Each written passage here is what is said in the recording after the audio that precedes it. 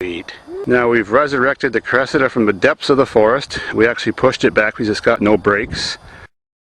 A wonderful fan in California sent me a master cylinder for it because my master cylinder was seized up and stayed down and kept the brakes on. And it came off an old truck about that age. It's a Toyota, so let's put that on now. Sweet.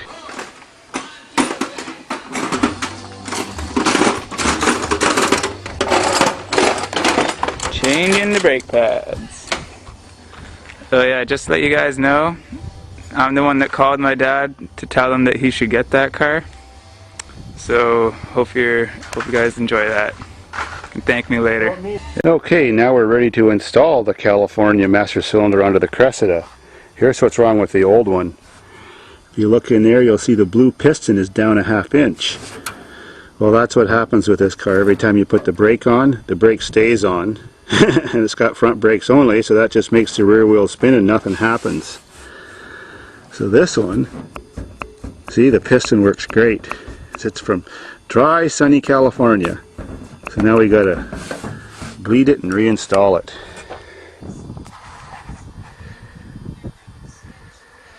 Well, our favorite car is finished. It has brakes now. I'll have to go for a ride. Now let me give you an update on that Cheviac. It actually runs perfect. It doesn't have any carb problems. As soon as I get that redneck hood latch undone, I'll show you. Except they're watching me again, and this time they shut their motor off so I wouldn't notice them, but it didn't work. So here's the issues at hand. This car has no inner fender wells. Almost whatsoever. On both sides. So every time I went through a big splash, all the water went into the carb, as you can see the mud on the choke and that. It soaked the spark plug wires. As you can see, the distributor cap is covered in mud, and the wires and spark plugs on this side too are all mudded. So, ingesting muddy water, and muddy water shorts out wires a lot better than clean water. So every time I got her wet, she misfired, but when she's not wet, she's running great. Don't believe it.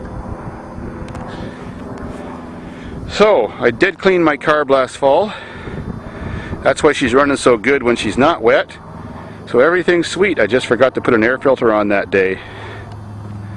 But, as you can see also, totally smooth rear tires. Well, no wonder she wouldn't go in the mud. Didn't even notice before I took off. And the old pig she is, kind of front end heavy too. But now we got the Cressida going, and it's the master of the mud. So exactly 24 hours later, the road's getting close to be submerged. And there's a lot of water in my lake already from that spring over there. Plastic bottles are floating. Raft is floating. Boats are sinking. Works so well, can't get over it. All for free. Sweet. Nothing but complaining, eh? Well, there's my slide repair. I couldn't unattach the welded on floating barrel. It was rusted out. So, I've made a bracket where I have 2 barrels welded together. I jacked up the movable slide, floated the 2 barrels over, slipped them under, and it locked in place. Perfect.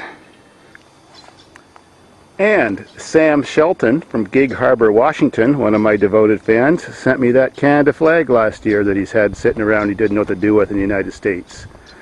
I did install it last year and make a video, but unfortunately the camera screwed up and the tape played back all garbled, so I couldn't use it. But, thank you, Sam. Now, here's what it looks like on my platform on the island. Remember, I made this thing out of almost all recycled materials. That black wood on the floor was part of a marijuana grow room some landlord took out of his house when the tenants moved out. Garbage pick beach furniture. A little bar fridge I got for free because we do have electricity here. A free donated slide. Commercial. Switches for the lights. Switch for the water that runs down the slides, runs up those hoses. 2 levels to the 2nd story now, or the upper class.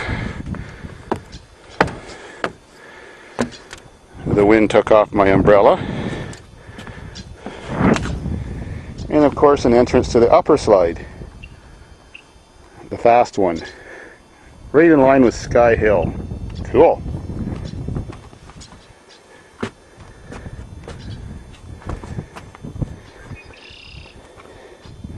Not very often I get to ride a motorcycle to the island. Certainly won't be able to tomorrow. Water will be all the way across that laneway, I'm sure.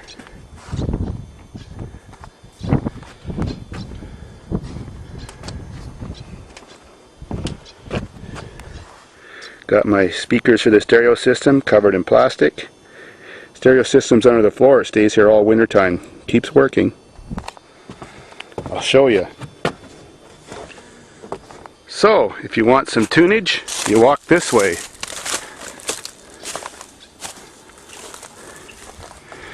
Oh, and you see all my wires hanging. My power outlet. There's the tuner, the amp, the multi-disc CD. Sits here all year round, no problems. I wish those damn things would fly back to the States where they came from, even though they're called Canada geese. Because look what they did to my raft. That sucks. That feels like shit between your toes.